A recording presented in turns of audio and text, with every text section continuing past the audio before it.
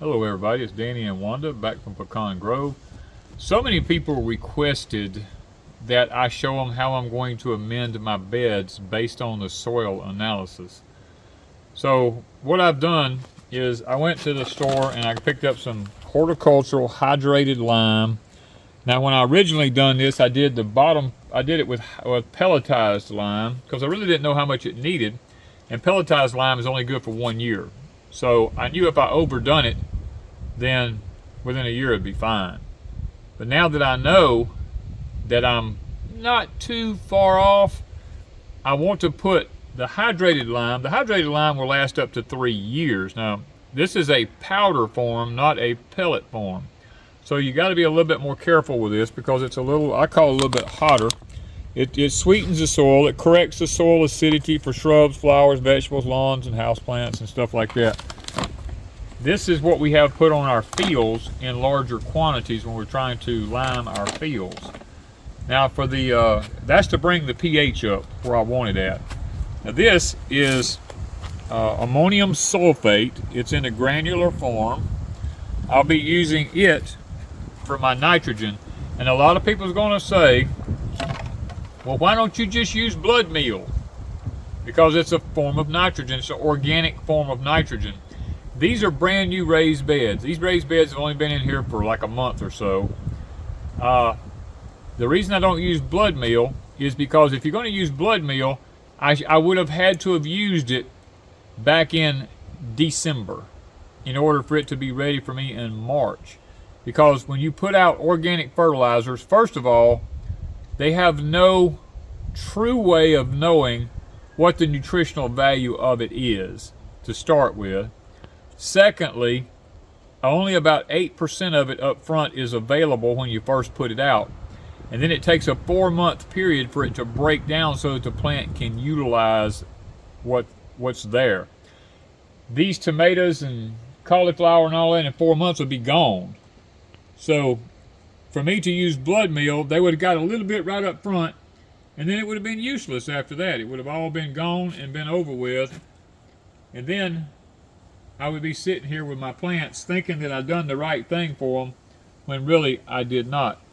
When I use the pelletized ammonia sulfate, this is only good for about a 30-day period. So when I put it in there, in 30 days, the nitrogen content will be back down again. So probably for the period of this summer, I will periodically be using the regular granular form. And then this fall, when I amend all my beds for the fall for next year, I'll go ahead and I'll use the blood meal in them so that it can be breaking down so that next spring I will have it readily available. So to start out with, people's going to want to know, oh, how much? Well, I don't really have a formula based on the raised beds because it's going to go away so fast and it's very water soluble. You have to be very, very careful because it will burn your plants if you put too much of it. So I take a little Miracle-Gro scoop here like this, and all I do is I just come in here and I just sprinkle it around on the soil about like this. That's about a tablespoon. We'll go about, I don't know, probably 2.5 feet here, maybe 3 feet. And I'll just keep doing this around. And what I'll do is I'll watch from a day-to-day basis to see if I need to up it, or it's a lot easier to up it than it is to take it down. Because once I put too much, it's a done deal. I can't, my plants will be killed and there's absolutely nothing I can do to reverse it. So the best thing for me to do is to put a small amount up front and then not overdo it.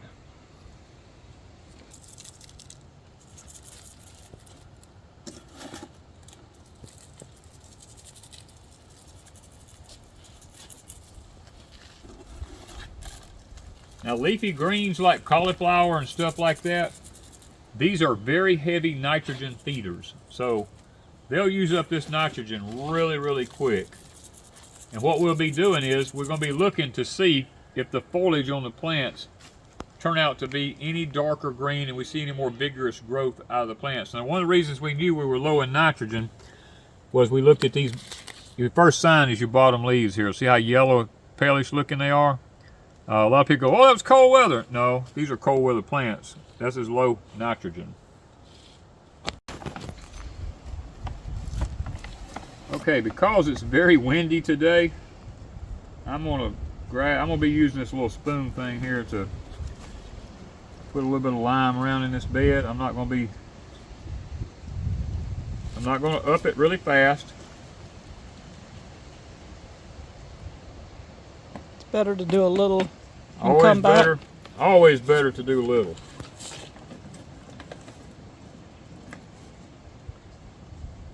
Always better. And plus it's so windy, I don't want it, because lime will burn stuff, believe it or not. I'm trying to keep it off of my leaves. I'm going to kind of come along here. I'm not going to go very deep because the plant's roots are not very deep in there, but I'm going to just kind of scratch the surface up a little bit here with the little 3-pronged fork that we have. And I'm going to kind of, as I go, these little old leaves like this on the cauliflower serve absolutely no purpose whatsoever, so I'm going to take some off as I go. This kind of helps with the weeding too.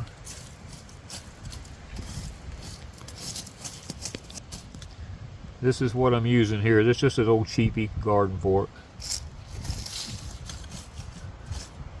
I try to keep the crust on the ground broke up as much as I possibly can.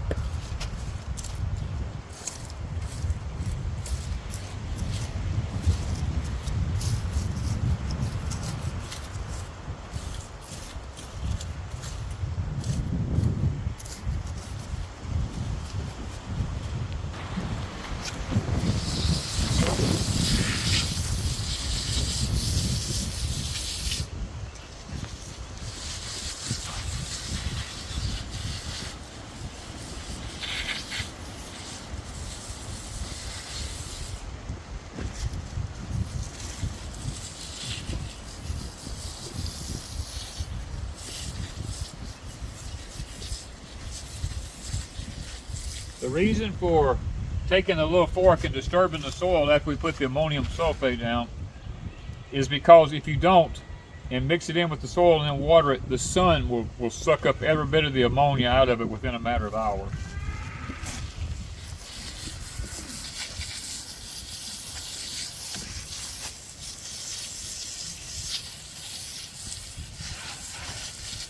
And the water helps to wash the lime down into the soil.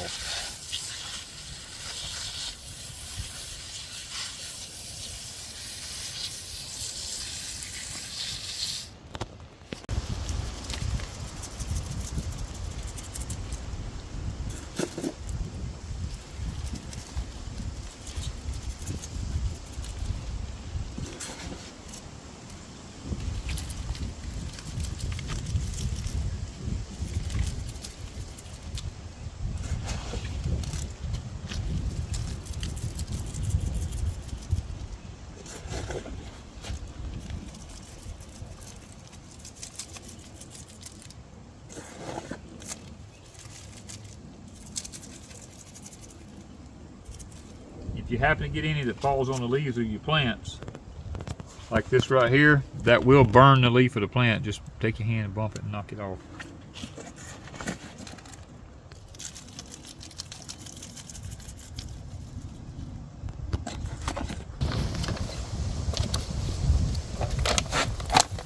We're going to do the same exact thing with our lime because we were a little bit low before the wind's blowing bad.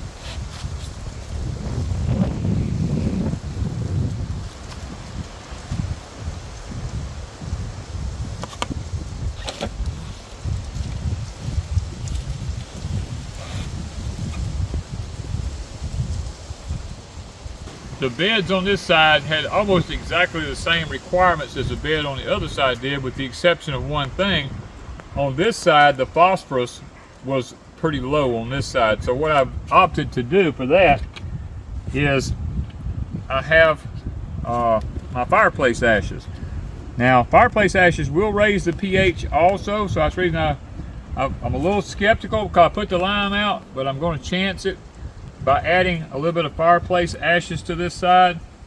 Just a little bit, not a lot, because if need be, I've got some bone meal, organic bone meal that I can go use if it looks like it's not going to do the job like I want. But this should bring the potash up pretty good. I like using the stuff like this. Now there's no guaranteed analysis on any of this stuff, so This came out of our fireplace, or our wood heater, should I say, not fireplace. But You save these in, I save it in my mineral tubs, yeah, mineral tubs. and I sprinkle just a little bit around. I feel pretty confident that we'll be all right. I'm not going to put much more than that on this bed because I did put the lime in with it. I'm going to do this one exactly the same way that we did the other one. We're going to just kind of like scratch it around a little bit to get rid of that hard surface on the top. My daddy always told me, don't let your dirt or your soil get hard on the top, son. Keep it cultivated. And I may have to add some more nitrogen. If I don't see a difference in the next couple of days, I'll add a little bit more nitrogen. Like I said, it's easier to come back and re-add it than it is to get too much and burn your plants up. Now I'm not doing the mini in the pot here because it has a potting soil mixture with time release fertilizer in it and everything. And it's already pretty much amended and taken care of. The pH in it's good. Alright, we're going to wet this in. Activate that lime into the soil.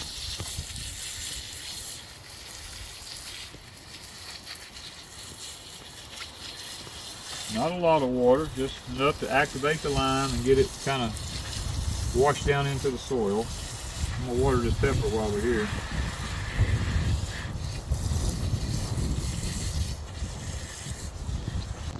Alright guys, we've got our beds amended now, and we have, in our Vego beds, we do have our electroculture in here. We have them stuck on the south side of our plants, and we have it on each one of our tomato plants here.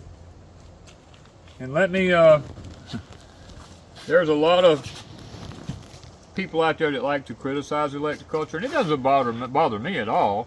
The technology's been around since the 1700s. We all know if you have access to documents, you know that the agricultural department quietened it down, didn't want it to be used, and that's all documented. As a matter of fact, you go back to the 1920s, and the USDA Department of Agriculture actually has documents talking about electroculture and its benefits and stuff like that. And it has absolutely, look, it has nothing to do with DC current. It has nothing to do with AC current. You got a bunch of knuckleheads out there who try to debunk it, and they talk about, oh, it's electrical, like showing, you know, want to be shocked. Guys, it has nothing to do with that. Electroculture works off of frequencies. Our whole body works off of frequencies. The United States military knows that. They have devised weapons and stuff like that that can make you feel like you're going to wet on yourself or make you feel like you're on fire just by simply using a frequency. They can cloak stuff in front of you because your eyes use a certain frequency to operate. They can fix it where you can't see anything until they change the frequency, then it's visible. I mean, we have all this stuff in the military. It's kind of like, electroculture is a lot like chemtrails. People go, oh, this is a conspiracy. Well, chemtrails was used in World War II. It's been used in the Vietnam era. It was used in the Korean conflict.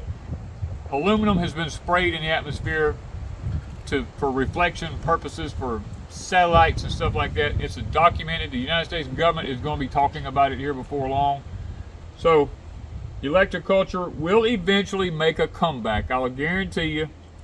And there's no magic to it. It doesn't put anything into the soil. That's where most people get screwed up with it. They think by taking this copper coil and sticking it down here on the south side of this plant, about 2 inches from it, that it's going to magically put a bunch of nutrition into that soil. That could be nothing further from the truth. What this does is it harnesses the frequencies in the atmosphere and goes and puts them back into the soil, and it causes the microbes in the soil to become really active, breaking down the material that's in the ground that's there so that the plant can use it at a more efficient rate. So guys, there's no magic to it. It doesn't provide any nutrition to the soil. Now, does it leach a little bit of copper into the soil? That's possible, you know, because it's pure copper. And make sure if you use them that you don't get copper clad or copper coated or anything like that. And you'll know the difference when you go to bend it. If it doesn't bend really easy, then it's not pure copper. And it must be bent in a clockwise motion if you live in the northern hemisphere. If you live in the southern hemisphere, it's counterclockwise. The easiest way to know is to run some water down a drain and watch how it spins. That's the direction you want it to go when you bend these. These are bent in a clockwise motion. They turn clockwise, not counterclockwise. Even if you turn it over, it's still bent in a clockwise motion. So we believe in it. I've used it for over 30 years. I've had great success with it. Jerry Baker was one of the first ones back in the 80s who turned me on to it. And I've been using it ever since in one way or another. I either use it through zinc coated wire or copper wire. Guys, why do you think all the ancient tools were made out of copper? One copper coil this size, 2 inches from the base of that plant, should take care of about a 3-foot radius. Even though I still put them side by side because I love them to the point I don't want to have to make them. I'll be honest with you, I don't have time. I just go over to Hills Mill Homestead, their website, and I just order them. They're like $4 or $5 a piece, and I'll get 20 of them at a time or something like that from Mr. Mickey and them, and bring them here. And it doesn't matter to me if I have them stuck by every plant, because the more you have in here, the more frequencies you can harness. Now, yes, it's true that Victor Schauberger and all these actually talk a lot about electroculture if you want to go back and do the history on it. But the taller you make them and make a more like of an antenna system, the more intense the frequencies are going into the soil. So you get more of a benefit if you do that. And those of you who who have speculations, I mean, you can go back and look at our videos from last year here at Pecan Grove. We did our garden on the upper side over here by the Danny corn field. We have side-by-side comparisons of the differences that the electroculture done, and we showed side-by-side comparisons. Guys, I have no doubt that it works. I mean, it's worked for us every year we've ever used it. But you have to understand, it's not magic. If there's no nutrition in the soil, you can't expect it to work because there's nothing there for it to work with. You know, I mean, you've got to add the nutrition. This enhances it.